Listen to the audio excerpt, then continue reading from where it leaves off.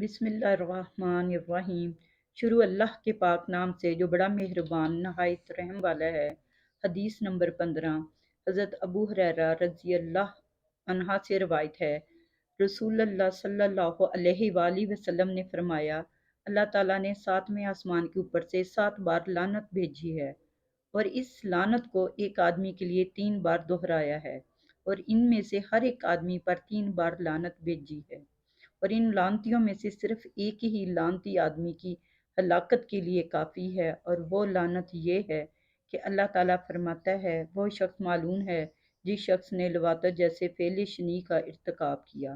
وہ شخص ملعون ہے جس نے لواطت جیسے فعل شنیع کا ارتکاب کیا۔ وہ شخص ملعون ہے جس نے لواطت جیسے فعل شنیع کا ارتکاب کیا۔ وہ شخص ملعون ہے جس نے جانور کو غیر اللہ کے نام پر ذبح کیا۔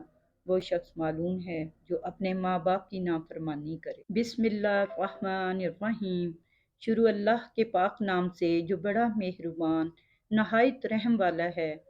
حضرت زبیر بن عوام رضی اللہ عنہ فرماتے ہیں، تورات میں یہ بات لکھی ہوئی ہے کہ اپنے ماں باپ کو گالی دینے والا ملعون ہے، اور سنگ میل کو بدلنے والا ملعون ہے، اور اللہ کے راستے سے لوگوں کو گمراہ کرنے والا بھی ملعون ہے۔